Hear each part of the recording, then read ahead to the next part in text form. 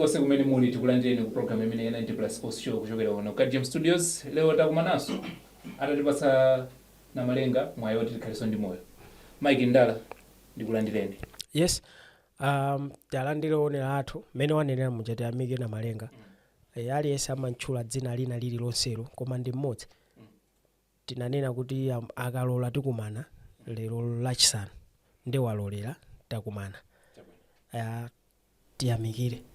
Twaha Chimuka. Pachenu madana zokupatsani muni wakwa eti. Takulandirani ku studio yathu ino ya 90 Plus ya Gym Studios. Tathokoza kwambiri. Yes. Titasiyana Monday. Tabweranso tsiku la lero takumana Scorchers itabwera opanga ma pledge atapanga zonse zabwinobwino tikhulupilirana kunena kuti sitikuyiwala zomwe tinakambirana muno kuti tikena nokuyamba nokuyangana ku Brazil chifukwa Brazil konde sinkhani yophweka iyayi kuli moto kumene ndi kuli moto tinamva a minister akunena kuti yayi timu yofunika itseule ndi bullets kapena wanderers ngati ngati ma friendlies kuti kuiya yes kuti akuti ayisiye mushepi nthawi zambiri mpira kumachitika zosekesa kuti even Scorchers imekuchita muija I don't know kuti what happens really koma ikakumana lese ndi timu ya Nyamata ya under 20 imatha kuikuntha zimene osati kumalayi kokha olo kunjaku women's team ikakumana ndi yamuna ina iliyonse nthawi zambiri even women's team ikhaiti kuchita bwino chotani imakupezeka kuti yagonja anyway sitikukambirana zimene mangodutsamo yeah. So inoyo maganizo amene osewera ndi bullets kapena ndi wanderers yo mukuti kokwa mugwirizana nawo kapena simugwirizana nawo situkayisazida koma sindikuona kuti itakhala ndi impact yeniyeni yofunikira. It's better tingopeza ma friendlies amphamvu. Of course amati ngati for a start then for commercial sake it's a good one. Anthu atapita kaone andu kulipiraso ndalama zambiri ko basi. Kuti let's say you have the Scorchers versus Wanderers, achina Temu achina Tabitha onse they are there. Commercial point of view anthu atapita kaone even ma 5000 ndi bene hit ya Scorchers panopa ili ndi moto wake mmene ulili anthu atapita kaonera koma for sporting point of view I don't think it makes sense. Chabona Mike uyile posomula mabakhani mene sifasi ngango kusiyasiya nkhani ngati mene so it's burning in your head kuti aine nkhani za Scorchers zithawi zambiri and umandira ma message ena ake ukuthi of course I'm loving it because I love it when people give feedback, any feedback that I receive. So panali zinthu zina wina akamati iweyo ndiwe ndani amakusele so na ukanene remember nanena nthawi inake force manena asipena pake unena kuti Scorchers ndiyamikire ine nditwaha kwambiri akhati kunena zimezo kuti whatever happened after chigoli chawoyamba ndi Nigeria ku AFCON china chilichonse chochitika kutsogoloko chimakhala bonus timanena choncho yeah timanena so kuti izi zimakayikisa ndi mmene ulendo umakhalira okonzekera komanso we have weaknesses kwa ine napanga point out 3 weaknesses ku Scorchers pa golo at least defense komabe yapangabe improve kwa ine koma pa golo defense ndi kochi ndinanena choncho nde itabweramu anthu avina ndege yomwe anakwera ija ayithira madzi what a grand welcoming and amikire before na kuti it was well organized kwambiri yeah ndege yoyendesedwaso ndi azimayi zinali choncho yes all the pilots ndiyamikireso apapa kuti anyway ndangochitika mwayi Captain Yolanda Ndala Kaunda, that's my cousin. Yes yeah my uncle's first daughter. In fact bambwanga anapondana ndi bambwake ningonena choncho. My father is Patrick Ndala the late, father is Clement Ndala. He is the one who has taken care of me kufika panopa, my uncle. So that is my cousin takulira limodzi. Yeah, so I'm always happy for her. She's Yolanda Ndala Kaunda yondela munake chifukwa chotana kwati. Yeah, so izo zinali zongodusa koma after all those things ndinanena ine kuti sindikusintha. If you don't rectify those problems zomwe ndachula zicha ku Brazil tikango tikangoonako ndibwerekere mawu atu ananena kuti tayimika dzanja anthu samatidziwa. Umadziwa pali zinthu zina zake umatha kummenya nzako chifukwa chokuti sumadziwika so samakuwerengera koma the moment wangolembetsano wangodziwika kuti guys kuliso uyu ndi anthu amapanga za iwe. Premier League kuyamba kwa Arsenal aliyesa apanga za Arsenal kunoko ligiri nkati aliyesa amapanga za Noma. Noma mesa ndiyo mwe kusunga chiko. Yes, ku Arsenal aliyesa azipanga za Arsenal. So dziko lapansi ladziwa. Anyway, limadziwa za Tabitha, limadziwa za Temwa. They were nominated for Ballon d'Or, African Footballer of the Year. Amangu tukoda antsika na ndi akuti. Atizaione timu ndi aionadi yafika fine tayimika dzanja. Kula achina Stelas ukondazi nzawo achina Danuja aitana Bonmanti wa England uja wa timu yako uja Lis James mbale wake uja Lauren James a England adziwano kuti ndetayimika dzanja. We need to be well prepared. Yeah, I think is coaches titawulekeza pamene popo. Mfuna kulekeza panjira. But coaches. I know. Of course. Mwina from now onwards. Yes. Tikamakamba za coaches tiyambe nokuyangana nombali ina. Pano pa tiyambe nokuyangana the whole women's football in general. Pano we need to ask ourselves a very important. Yes, that is the question we might not is the what is happening? Why are we not playing the league? Because why are we not playing? Can you help me answer that question? I think we are failing to administer the league. Chifukwa Chimuka kale pansi ndikunena kuti you have an office responsible, you have office here competitions and the competition is not there. Koma anthu tikuombera manja kuti the scorchers kupanga kapena women's football ndiye flag carrier watu, yet the league is not there. Tiyena khala pansi ndikuzifunsa kuti what are we doing? And okay, pamene also pandikoza ukudula kuti was that success a fluke? Kapena it was well planned indeed kuti ife tikuenda tikapanga izisi. Was it a fluke? Ukafika ma finals? Nali mwai. Yeah. Okay. Nali mwai. Chifukwa okay. Of course it's tournament football, the sprint unlike league. So not taking credit away from the girls, they are top, they have performed wonderfully. Koma you can tell mutakwisi anisa timu icha mutakitenga timu chandukwisi hapo ndikumapanga pick ma performances kuti ndiwasiyana. If you take team Tabitha, Faith, Rosie, ina ndani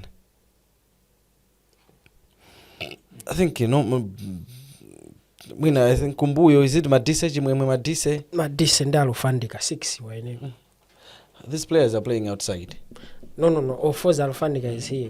Madise. Yeah. 5. These 5 are playing outside. If you look at their performance was top. Timu jamachita kuziwa kuti awa timu india kuitani akuinyamula. Then if you look at the other departments, machita umumu simuli fit mukufunika kutani mukufunika kumukonza, and that lack of fitness ikubwera for general those players have been dormant here. They haven't been playing, the bodies are not fit, they are not much fit. Ndisina zotero ndivomezani to natitatseka komano wabweresa ango yabwino maga yako noko kukonzekera. So ndiambire pafunso lako licha mwina nchiche wacho mveka bwino Amalawi Chilizule akumamfusa Twaha ndawo ndifusa ine kuti dzijadzi nzogwera ndeto ahawanati ya chifukwa chokuti tournament football imasiyana ndi league.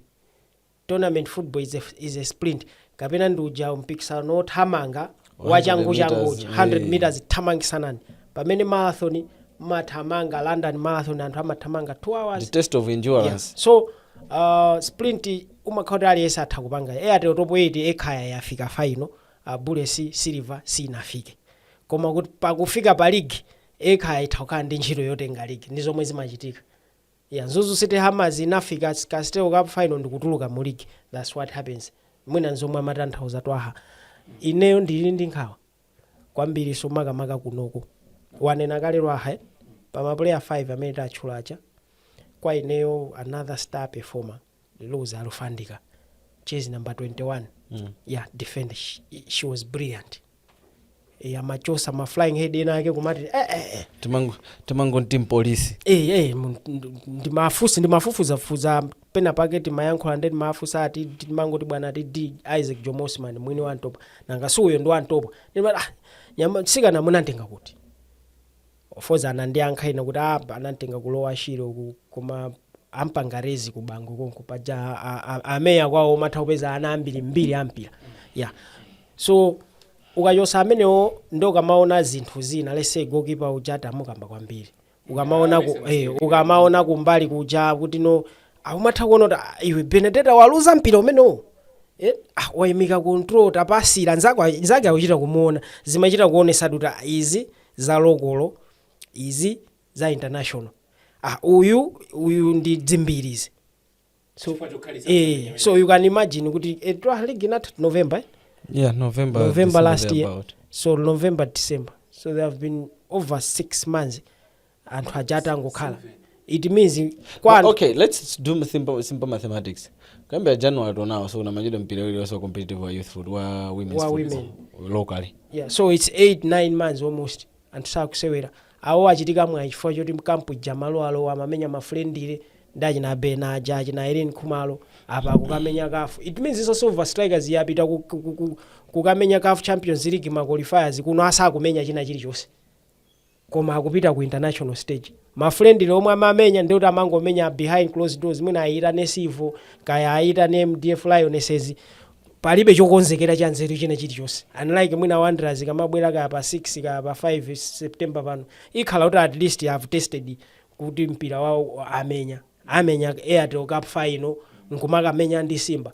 so kwa azimaiku kapena kwa atsikana kuona kuti afamu ndi ma organizers mwina akhale pasi ayoni ndi kumaka nkhani zina zake zomvesa chisoni kumpira wa azimaiku tikamakamba zimenezo zimaoneka ngati kuti ife ndo odana ndi chitukuko anthu azitiuza kuti apa nthawi ino ndiyosangalala basi musamakambeza mavuto koma ife ndi ma analyst ife timaona zinthu ndi maso atatu ena numaona ndi awiri so timasiyanirana pamene popo basi there's something fishy chomwe chichapangisa kuti mpira wa azimayi mpaka nokhale almost over half a year usanayambe munthu wamkazi ndi wamuna ndosiyana anthu afuna atengeze mimba m'matauni so izo tisaputira akuisa koma nomwina tingolekeza pamene ndilekeze ine pamene popo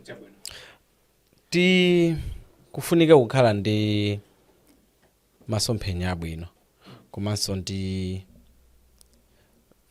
planning kukonzekera kuyenerera malingana ndi what we want to achieve chifukwa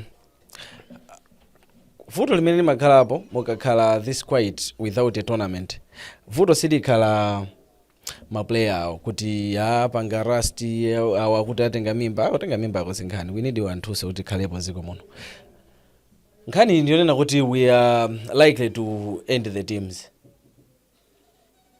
yeah chifukwa chanena kuti okay that player is on contract ku club kuja kwena kuti iye ntchito yake ndi kusewera mpira komanso akamasewera mpira kaya asewera kasasewera koma simwamulemba ntchito ndikuti ndi salary amene yo package kaya kusewera kaya sakusewera muzimpasa bechani salary yake now it's better kuti salary muzimpasa while akusewera it makes sense kwa muzimpasa salary ja sakusewera it affects the clubs in a way yona kuti because mukamazayamba league mukati even drama zomwe kanakhala nazo to run ma affairs yena mukati drama mangopereka zatha timu ija libe kutani kuitera ndalama and we are talking about a country many women's football anthu amangoonera for free kodi kuma stadium kuja samalipira women's football ndisalipira olo ya Malawi ya Angola game ya Malawi anthu amalipira mwina okhala ku chani amangoti ku corporate box ndi ku VIP so ya Malawi yakafika ku AFCON ya Angola you remember and game anakaona ulere inadzaza ulere so that means there is a lot that needs to be done in women's football many of course nchifukwa ndimanena kuti ife tikabwera papa timayang'ana zinthu ndi maso angapo so anthu panopo akamayang'ana za mpira wa atsikana kapena wa azimayi mdziko muno akuyang'ana kuti Scorchers inapita ku AFCON yafika final yabwerako tayilandira ndi maluwa yapita kwa first lady kena kwa aipasa dinner amine apangira dinner ena apasa breakfast asunbed kena kwa his excellency the president apasa alese 5 million kena kwa national bank apasa 500 million kena kwa apasa chani anthu akuyang'ana zimenezo. So ineyo nditwa hayo sitimayang'ana zimenezo. In fact program ngati hii 90 plus sports izo nzaku 90 minutes kuma 89 kuma 10 if we look beyond 90 minutes ife tikuyang'ana zapatsogolo chifukwa izizi zapita kale. So tisamayang'ane panopo kuti scocha zikutani tezanyadirabe dzatha and player yonso ngati akudzifunira zabwino izizi zakuafoni wathana nazo akuyang'ana patsogolo olokochi wayamba kukonzekera kale za World Cup famu panopo yayamba kale kukonzekera ku Brazil tikapanga motani. So that should be the thinking. So if also sitikuyang'ana angono ya Brazil ma logistics whatsoever zimene zopanga ndenawo ife tikudandaula pali matimu amene alowa kumene premiership zimayi kumwera kuno kwalowa Chitoliro Heroines pakati palowa kaya ndichani inzake amakanganira ndi Craig sinalowe kumpotoso kwalowa. You see matimu zingati awawa this will be their first experience mu premiership ya Chitoliroyo ndekuti ma budget awo they have been disturbed wanena kale anthu ajali pa contract matimu wangu alipira atika akakupasa iwe ukakhala footballer mu contract mwako amanene ntchito yako ndiyo isewerera timu uzibwera ku training magame akabwera uzipanga ndi china chicho cha club apapa ndikuti player yo angolandira ma training allowance aulere. Okay.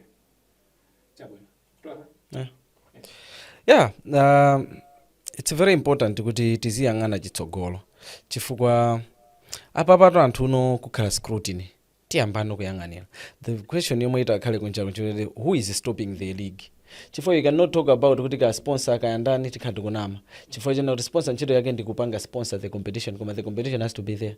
The competition will be there whether with a sponsor or without a sponsor. Because the sponsor kuti abwere it means anapezapo china chake anachiona china chake kuti chilipo kale. So that thing has to continue. I don't think kuti Super League itaweza kuti sinayambe chifukwa choti sunapezeke sponsor. No, izimenyedwa abe. Mutawe what you do is mungu kambirana. There was a time imene this women's league malai munomwe imamenyedwa ilibe sponsor farm was sponsoring it. Super League yamenyedwa hapo. Yeah, I think 2005 yamenyedwa without a sponsor. Farm kuthandiza achina wota Nyamilano timene anayamba farm amati farm task force anatolera kandi 12 million kuti no apereke ma prizes a league. So ezimachitika izozo ndifani manena kuti there is something fishy or zina zoposera zomwe ife tikuzidziwa chomwe league sina yambiri. Okay. Ndizime kumbukirani kuti imene mukuona ndi 90 plus sports show kuchokera kuno Kajam Studios. Tipiteke ku break koma after the break is the return of the FDH Premiership tuone kuti mawe timu ayi mabwanji matimu asewera bwanji. After the break we'll be back.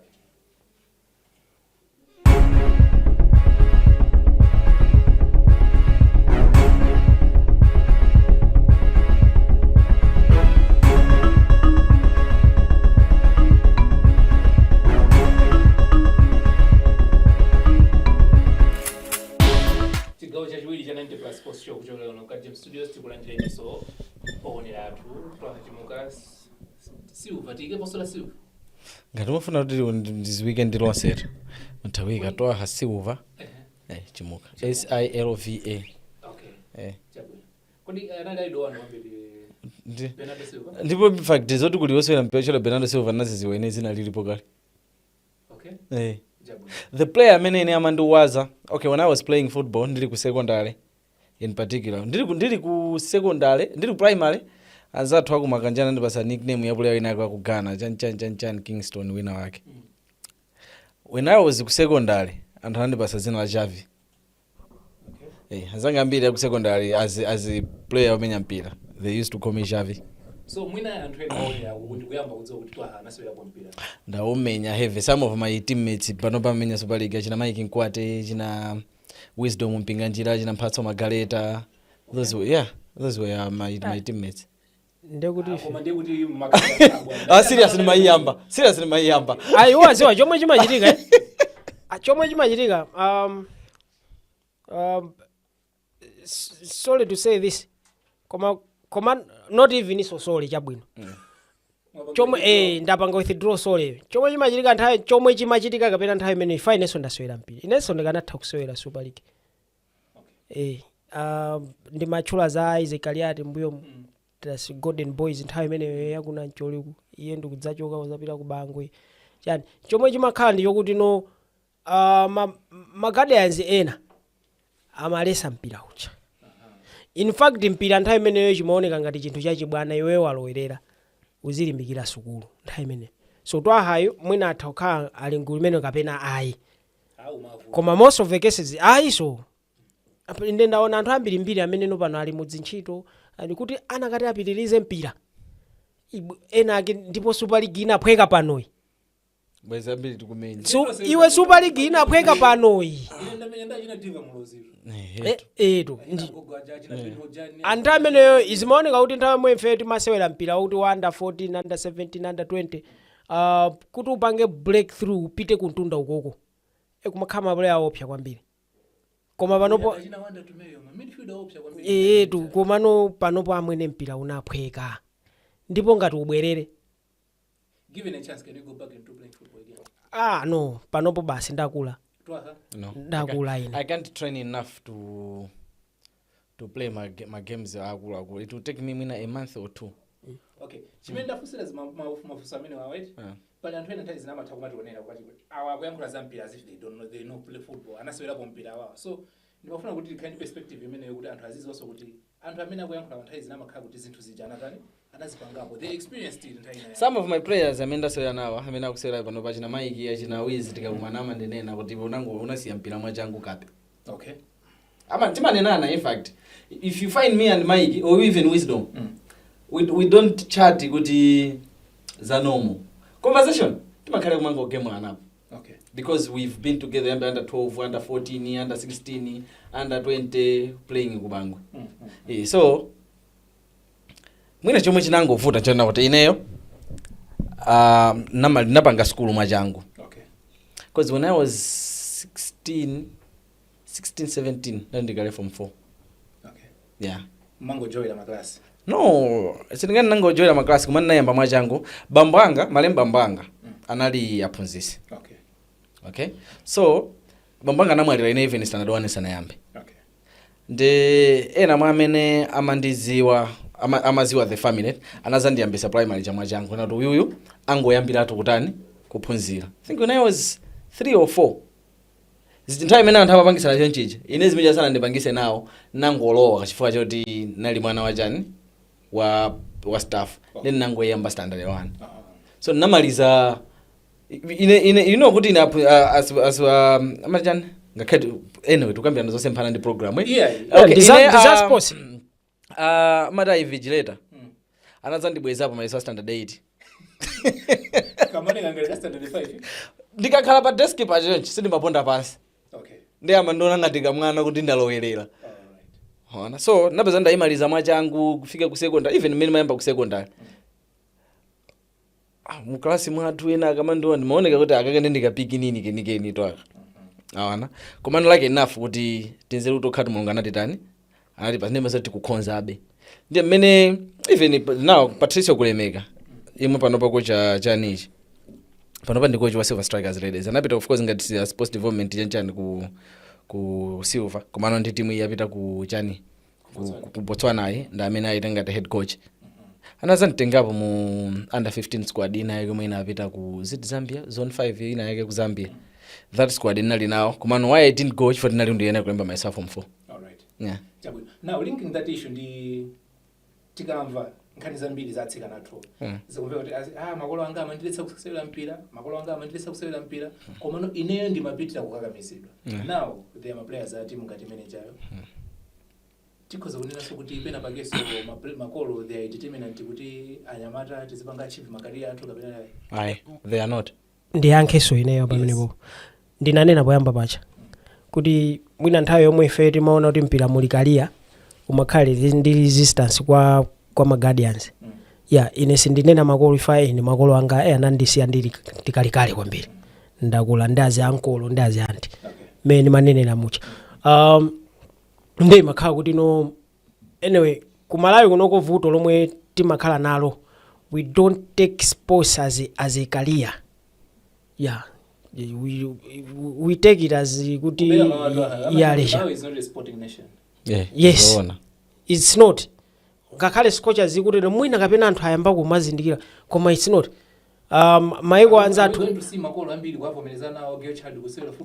mwina no atha koma no nthawi zambiri even I had anthu oti akhalamo mu mpira mwakunena kuti I can't allow my son to play. Kina phiri ndamva pakunena kuti ana anga nalesa sheri nsuku team manager wa Wanderers, a former Flames international of jersey number 15, former captain wa Wanderers.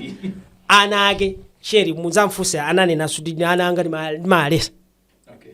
You see?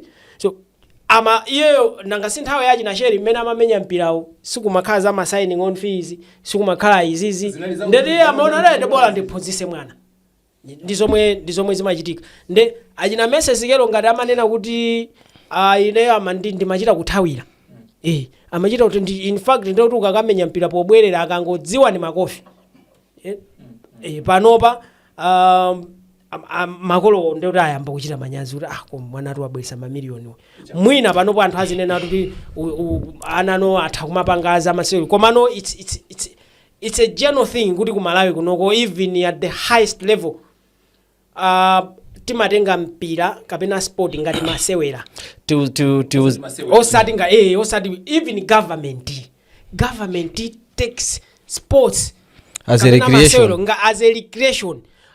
sponsorship ikabwera azijani ma corporate social responsibility chabe basi kulibe kozo kuti no pamene anzathu economy ya Brazil ya economy ya Spain those footballing nations Sadio Mane panopo akupanga akhazikisa kukhanga mu September momwe mu company you employ 2500 men kubambali kwawo awupanga company yopo yapanga majuisi ja ulimi chan yet Sadio Mane is in Saudi Arabia. He gets 600,000 pounds a week ku Saudi Arabia kwa nasa kuti yes 600,000 pounds a week yake ya Sadio Mane every Friday kumalowa kwa account yake ndrama akapitisa kwawo watukula anthu imene ndi 2.4 there about 2.4 million a month ka budget kaziko okay nimafuna ndikambe ine kunena kuti no ine I cannot blame makolo I'll blame ifeyo patoka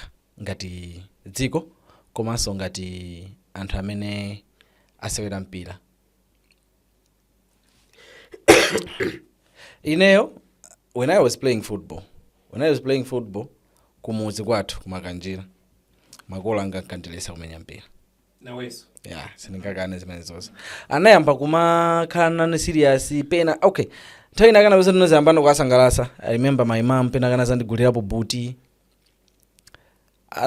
nthawi imeneyoyo ankati umene kukavula lako okay kuti ndinoziyambe kuwasangalasa it's because ankamva nkhani mmuzi Twaha amamenya mpira amatha chani wachinya lero mwakuti so iwo kachimasangalasa ndi chimenecho chitene namzanayamba kugula komano initially amandilesa fast forward ndayamba nokusewera uso I'm staying with my brother anapezeka kuti nawonso iwo anali okonda mpira koma samakhala nazo serious to him amangoti chani nawonso anayamba nomakhala interest akamamva anthu kati pamenya pa desert kubango kujata chinya yaitamenya bwino tsiku limenelo basi komano now why I said kuti makolo they are not to blame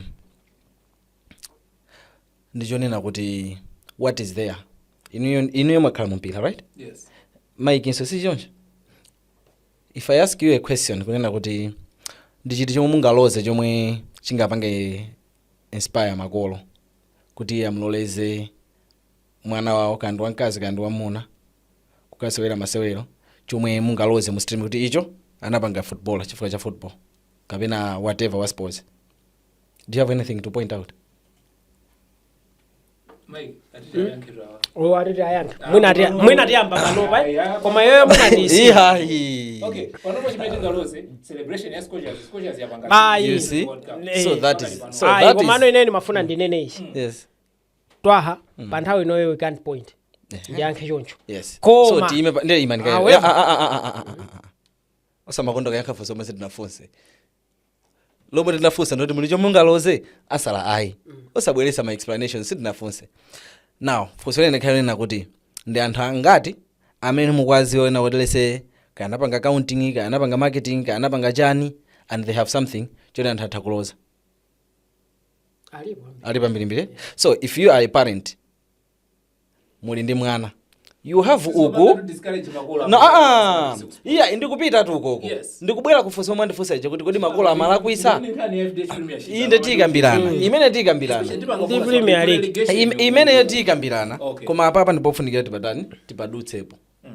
So makolo chomwe amatilesera kalero chifukwa chona iwo achamantenga mwana uja ndikumuyika m'maojena maskelo awiri kuti okay so muli kukuomenya mpira mutha kunena otchuka onse akale amene amatchuka kale aja kuti awanali otchuka chanchani makolo wakati amvera mpira kapa wireless amamvera ati amamvera amenewo. So amenewo ana ndi right yopanga create environment yoti anthu azikonda mpira or sporting ina iliyonseyo kapena ayi through kuonetsa uya mapeka isanzo cha Sadio Mane right. So Sadio Mane akumanga zinthu zooneka ntchito yomwe amagwira ndija ntchito yomwe amagwira ndija ndikumenya mpira isn't it. Now you are a parent wa ku Senegal mwamuona Sadio Mane akumanga zimene zijazo mwana munkaniza menya mpira mese ofuna so kuti ubereke awiri ena kuti azimenya mpira pamene kunoko you have all the stars amene mukazira menya mpira. Do you have anything chona kuti mutakutenga call unati inecho munifuna amayi ndizimenya mpira chifukwa uyu anapanga izi. Do you have that? Alipo kumuntu ochepa mungaloze. The question is mungaloze. So if you cannot point out success, tangible success yomwe ikuoneka kuti iyi ndimeti linayo chifukwa awa amamenya mpira awa kaya masewera netball awa amapanga support. It's because you didn't create a conducive It's because you did create yes chifukwa kuti ameti makhala nawo ngati ma athletes they have not shown kuti yes mu sports muli chani muli capacity na kuti mwana wanu inu ngati kholo mutakumula kuti azisewera because ataupanga izi tikachoka pamene popo dikanikaende mali okay fine okay tikapanga blame entirely ma athletes are right tikapanga so disfavor they committed their lives komano so pano ifeyo kandala makatoka dziko lino how much goes into that ecosystem ya ujeni sports. So I was going there kwena kuti now ine ndi mali ziseni. So I was going there kuti the other party so pano yomwe tili nayo nazayikambaso tsikwina kamwena sinayikambe in detail kunena kuti vuto lomwe tili nalo ifeyo kunoko mpira tinaupanga kuti amene azisewera akhale anthu oti ndi a low class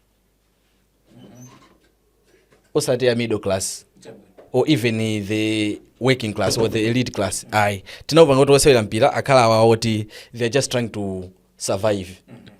How did we do that? Is through the salaries that are there. Okay. Tikanakhala kwena kuti lese taupanga mpira wathu kunena kuti at minimum player minimum mu league mwathumu akulandira 500 tikamuona 500 ndiye kuti tukamba 500,000 kuti amene wa 500 ndiye kuti amene ndi chimozimozi akulandira 1 kwacha ya kumpirako makolo bweza ku ali akumaona china chake kuti oye now 500 tukuyangana pano kalelo I don't know kuti which one was the top jani kuma anyway chama 2000 munthu kuenda 1000 kwacha makhanda amazambiri. Take example mene munkachezera Elvis anampasa 9000 kwacha mpakungaza kuiona kuchuluka kwambiri wina akatabwesa 60000 so titenge pa 9000 but tielekeze by 2000 minimum wage ya player wakumpira salary yake amanda 9000 imene makhanda amayambiri amene yoto andidoluta atakana maplot ambiri in town by that time. Do you know what would have happened? Makolo bwezi akunena kuti achimwene pitani kumpira chifukwa bwezi akuziwa kunena kuti okay tamalizi sipase maika bwezi akuziwa kunena kuti uyu akapita kumpirako kukabwera chani kukabwera kena kake kandi pamene ifeyo kunoko the environment ndionena kuti you have a player here who is playing and you have administrator here mwali mu office administrator ntchito ya mu office ndi andalama amene akulanda ndalama zambiri kuposa yema kutani yema kusewera mpira. So as a result technically we are telling makolo acha o ana acha kunena kuti achimwene babe chifukwa chomwe muzimenyera izi kuli bwino mungopanga za school muzakhale pa udindo muzakhala pa udindo muzapanga ndalama kuposa uyuyo. So ka sports is a career kacha ndika nyimbo chabe kuti anthu tizimba imfa nchifaiza anthu ambiri samayimva amangoti sports akalia Amadia? Sports a career. It's Sports is a career. So from there, sina invetete. Yes, and inewe ndivomezana ndi Twaha kwambiri. Ndimanena poyamba paja ndikhupira kuti ndi mmene wapangira explain amavomerezana nane unena kuti dziko linolo masewero timatenga ngati masewera. And timatenga ngati masewera. Yeah. Zongochita ukasowa zochita. Yes. Ananena so kunena kuti point yake amakonda taenda mwambiri mmene timakamba za mpiramo. Amakonda kunena kuti kunoko mpira timaweka pa low class munthu anthu zopanga in fact sports za anthu amphawi komano mwana kwawo kulemera kwawo kuna miwawa ku area 47 ku area 10 iwe sunaonepo mwana wa minister akasewera mpira under 17 kaya ukamenya ndipase lisanzo mukumbuka Adi Akaduya was a top player in Super League and was Silver Strikers. But that time, I think was it a mayor? Juliana Kaduya. Yes. Not a mayor only long. What happened with the idea? Yeah, so just like that. the men kuti kuno kuti mazitenga nchifano I think men mature do have you ever seen a minister's son or daughter involved in these sports? Wabwesa a perfect example. Ade a very brilliant winger. Okuti Malawi tikumasowa mawinga iye uja was one of them. In fact anayamba so kuntenga Malawi nthawichi. Anapita ku America ku school.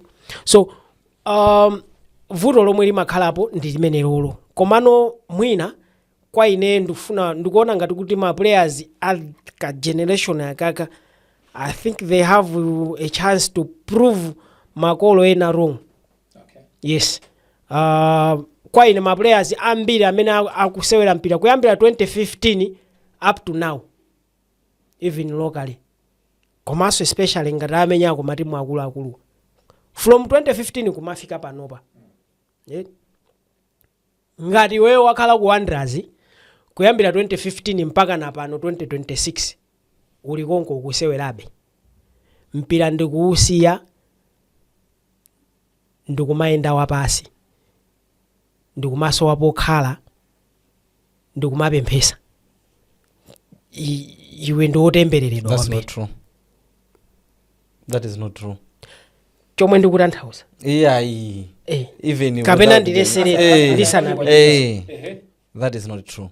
Why? We have my players ali kuma club kumene kokani they're not receiving good money, so you don't expect that player oti isakwana ndalama zabwino to build a house. Koma Twaha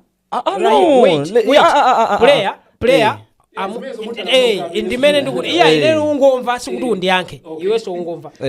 Player anali timu ina yamusaina Wanderers kapena Bullets kapena Silver 2015 Yes. on a 3-year contract. 2018 yata iwe ndi wabwinobe kuonjezera ina 3 years yata iya say we are still good ina 3 years yata it means ina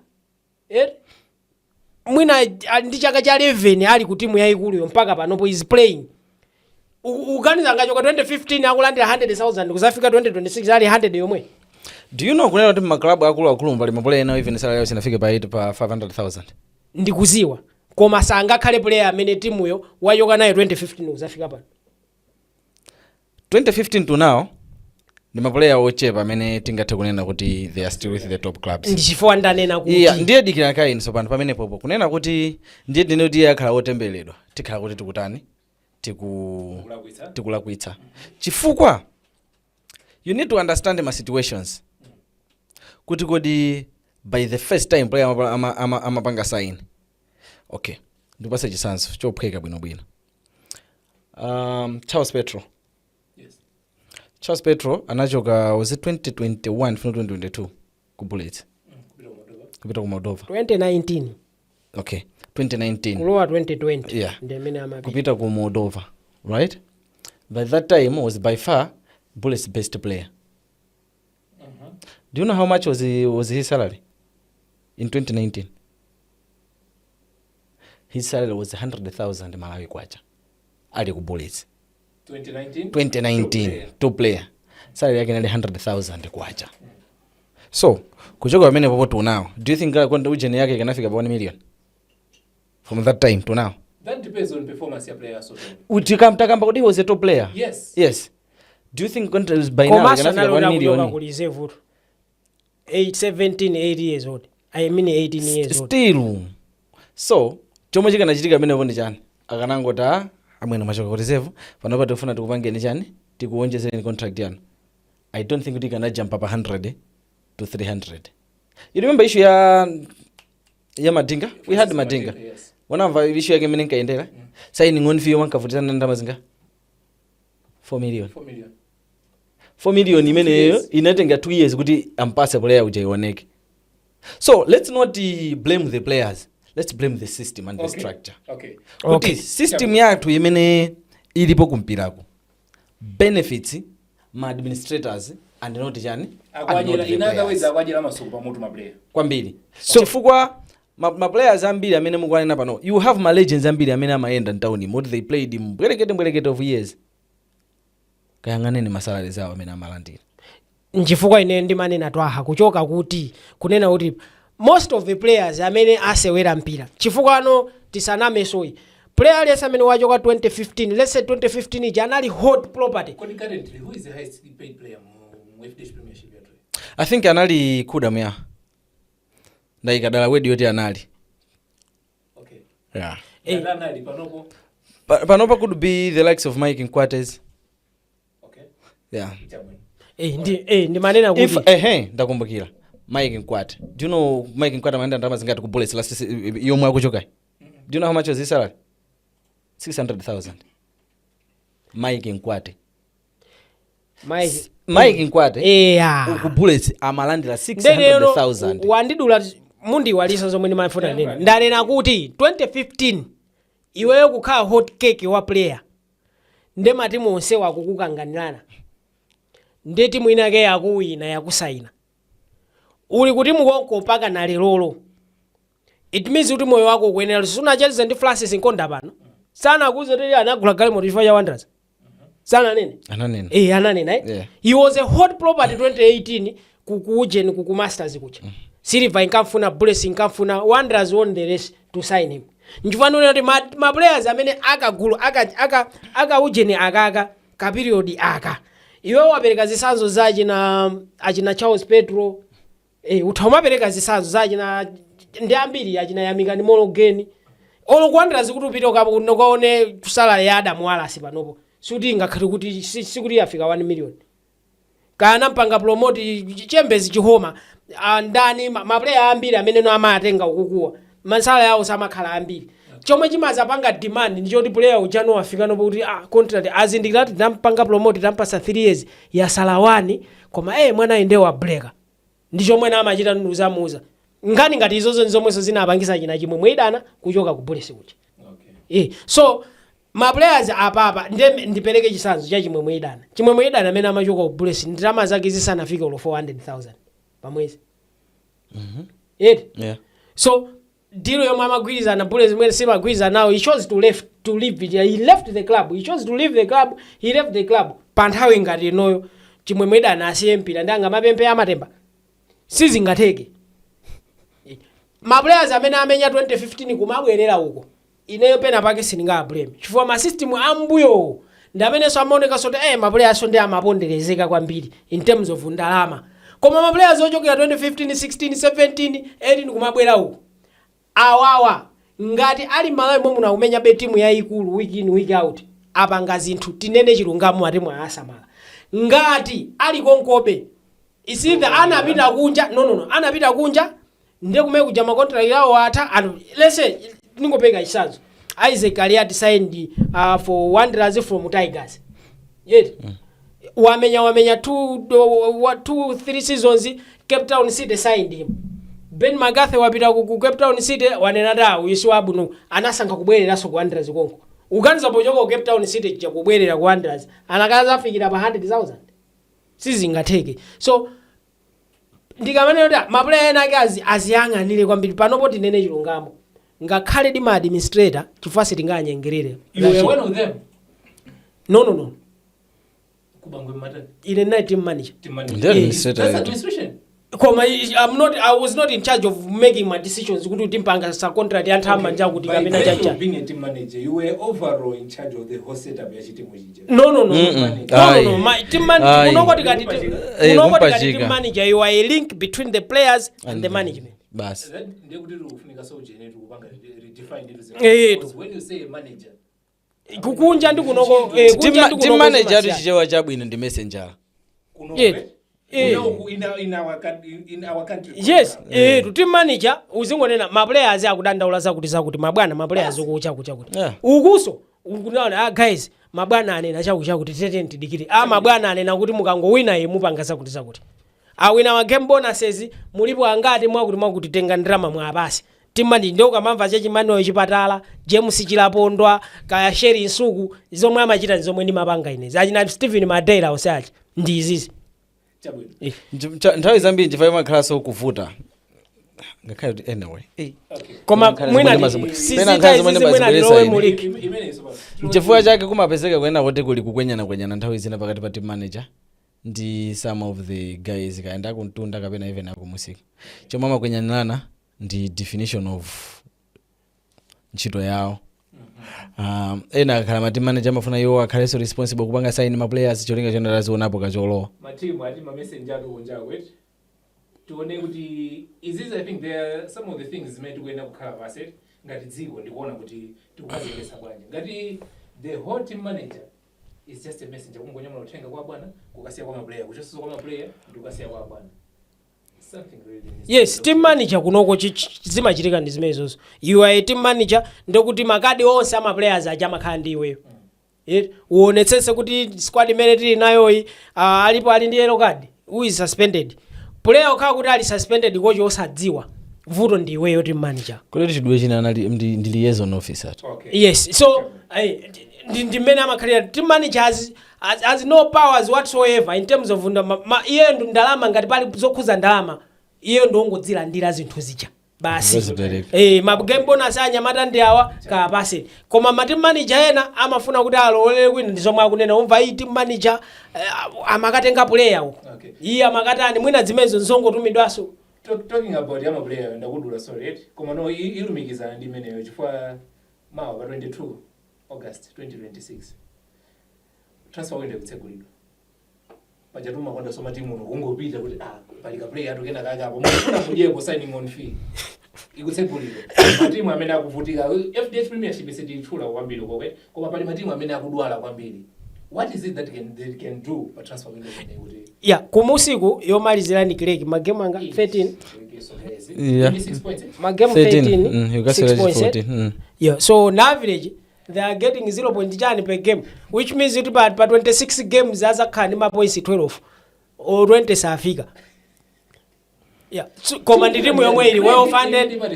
China chicho se basi yabwino so amaenda basi sikuti amakagona moti malumu agazi amablanket achipeloni amakagona kwabwino madzi otentha bwino koma anthu angokuntidwa akamafika uko koji ujaso sikuti koji amene amulemba uja ndo amasewera amene uja kulandira ndalama zambiri. Sungantenge fisha kondo Ernest Ntawali ndukakhala timu yokuti no koma zinthu sizikuyenda ine ali ndi matuzo ola kwika agree ineyo nimaona ngati kuti coaching panel ma players iwo the administration ali ndi matuzo ola kwika pali zinthu zingapo pali missing puzzle pena mwina anthu amvere ndi chidwi somwe ndikunenazi ndipanga ndi ma references ndi mati mwena koma make it quick. Yes, I will try as much as possible to be very quick. Mchaka cha 2023 kunali timu yotentha kwambiri ku Malawi kuno yanga timu yanga yaku mtima banga All Stars inazunguza inafika the first season anafika semi final ya Castel Cup.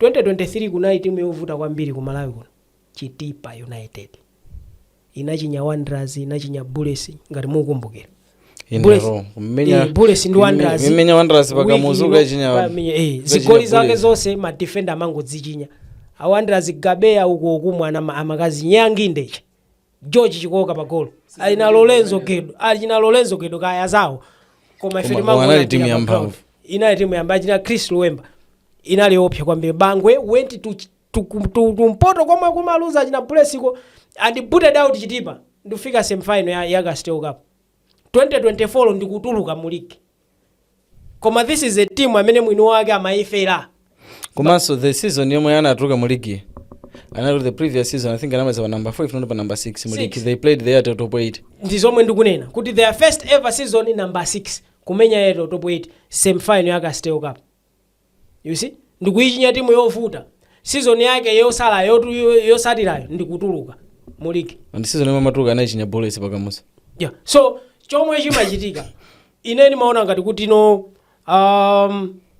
in the case of mwina bangweyo kuti ituluke timakamba last week za support yomwe anthu amene amakhala ndi matimu Malawi muno amalandira kuchokera kwa enawo ndimaona kuti factor yoyamba mwini wake wa timu yosanandire support kuchokera kwa anthu ena in terms of ndalama yet china chilichonse chimakhala chayekha china chicho anthu akamamva za bangwe amangoona ngati community yonse imayenera koma hayi chilichonse amapanga yekha ndapeka chisanzi chokuti mwana chanchani zimenezichi munthu samalandira support koma amayesetsabe ase bangwe simagona pamasa ikaenda imagona pomwe imakagona Bullets iwenso imakagona pompo zokudya amadya asilivawo ali Reserve Bank bangwe imadyaso zimenezozo koma from thumba la munthu mmodzi koma amayesesa china chomwe chimaona chimaononga ndi chomwe mwina anthu azungulira umayendetsa timu ichi anthu ena ake samathandiza zomwe ukunenazo kumampanga misinform munthu kumampanga misadvise ma players kumangobwera achanchani anthu no amadzabwera kumalo kucha ndi mtima otino tikadye tikanjoye kuti antumikire no munthu uja cholinga chomwe ayitanira chimakhanga tuchi chinthu cha iwala imafika stage yokuti kwa iwo abola bwana atilipire whether we win or lose kati aluza katiti matimu ngati awawa ine nimaona ngati kuti no kubwera season ngati inoyo achina Krekiwa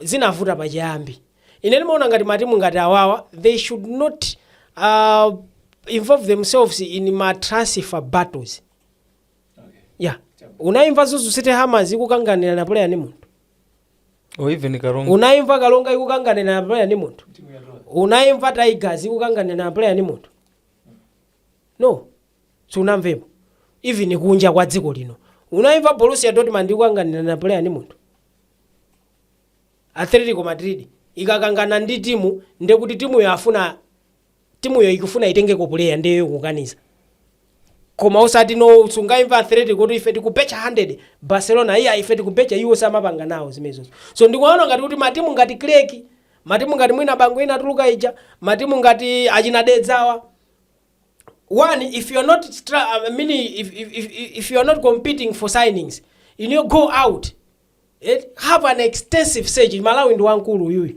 go to Nkhotakota go to Mangochi go to Bankibeu go to Nkatabe kuma kama ligi osiyana kuli maplayer ochuluka kwambiri Nkatabe kuli Simon Vuaka unda amamenyesa maligi ndangopereka kuli Swede Cup ku Nkhotakota ku Mangochi kwaji na Twaha ngati player waku Katuli amini waku Makanjira uyu anakatha kumenyera Malawi it means kuli achina Twaha yena uko kuti atha utatupire kuti team can go to Mangochi stadium pacha ndunena kuti khandi 2 day tournament ndi maganizo oti apa watufuna tikamachoka tipeze magokipa awiri ka madefender angati bwino achomwe angapange ndingopeka compensation kwa anthu ati matimu takumuzika yeah so Kreki spent a lot of money pa ma players amene ali recycled sakuathandiza china chilichonse apa timu itha kutuluka ndi ndalama zomwe ma signings amene akumachitika ku matimu izi sindingapepese soyi ma signings amene akumachitika ku matimu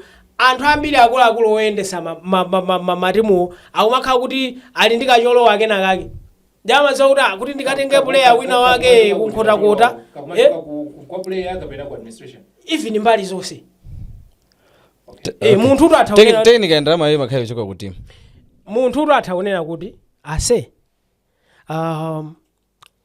iweyo utaonera ndi player kapena wina wake kutwaha apa li player abwere wakuti I remember Twaha nkapanga advise ati timu ina yake kuti antenge midfielder wina ke wabwino kwambiri anthu kumavomereza koma ataona kuti no iyoyo sapalete basi mwina ane naye khazimene zonse. Okay, Twaha Chimuka, many kusebudwa transfer window. Matimu apange chani, especially tipange focus ku matimu amene ali pa chiopsezo chotukuka. Or even onse. Wase? I wasn't in house igwira. Okay, so Okay. I think timu ngati Craig. Yes. Mistake ya Craig anayamba kuipanga the moment analowa mu league. And that was Is it 2020? I mean the mistake. And that was Okay. 2024 alowa mu league. Samapanga build structure yokhazikika. Okay. Amapanga build structure ya business as usual. They have a very good administrator in Muhammad Selemani. He's good. He understands football inside out. Club, okay, club level, association level, kweza club kusulomu, club kufamu. Ndi munthu wena kuti understands football. Koma kuchoka pa iye kupita musimu, I felt kuti anthu sanayike structure yoti chani, yoti itaupanga support chinthu chomupita chani, kumapita chitsogolo. So chifukwa chimene chocho, nchifukwa chake the club ili wamene pachapo mpaka lero. Give you an example ya Masters. Masters yayamba this year technically. We had a chance yocheza ndi CEO Kevin Moore. Kevin Moore said, you know, okay. Pada kalipano, yes, tukudalira ndani, tukudalira mwini wake wa club kuti azitipanga finance. AG. Koma iyo ngati anthu apa jani apa office a secretariat, they are managed to bring in a sponsor ima kupanga pambu 200 million. It means yotika burden kwa mwini wake jatani atsitsa. And the long term akuti jani they want also to get ma sponsors ena kuti achepese be burden ichi. Kuti let's say 2-3 years mwini wake yasamakhala so responsible for kupanga finance ujeni kumano kukhale ma partners amene azipanga finance team ichi. Craig inabwera mu league 2024. From 2024 to now, do they have any other outside sponsor apart from the owner? The answer is no. That's one. That's from administrative point of view. Kuti vision ndi inali kuti sakuyang'ana chitsogolo amangodikira be mwini wake. Okay. 2, challenge yemwe naiona hapo ku Craig ndio ina kuti they wanted to buy winner aliyense amene akuoneka kuti ataumenya mpira. So zimene zijazo the challenge imakhala kuti you spend. Mukapanga spend musamala chinthu chimodzi, wage bill. It becomes a problem. 1. 2, you buy my players on kuti they don't have passion to make a name for themselves. At the end of the day, to them every result is okay, provided akwanda ndalama. If you have a team yona kuti iniwa players ambiri amene afuna kuzipangira maina, that team imasewera mpira. Kafuta akaka panopa anthu sakukaona kayamba kuonekera ku ekhaya. Do you know ekhaya panopa yasera ma games 5. I think ya winapo game imodzi if I'm not mistaken. Okanga tsina win. Pa ma games 5 I mean ma draw defeat. Ali pa number 9 ndi 17 points. Draw defeat. Why? At first the players were trying to fight with kind maina tizikweze. Panopa they feel kuti anafika hapo they have made to the air to final journey. See, so Craig apart from vuto anagula player because there was a time many Craig nandi player winale so amene anthu amanchuka amankamba kuti akuchuka kumalai kunoko ewo timu ina make even Bullets 100 silver strikers amafuna players ngati amene they went to Bullets anatenga kuma players anapita ku 1000 anatenga kuma players anapita ku Silver anatenga kuma players timu ngati achina Kalonga achina Chitipa ndi anati yamwe ndithu za ndimo players search kwatani ndikwaonjeka kuti timu kuti ya premiership kuchoka pamenepo. Now this season mistake ine mwapanga,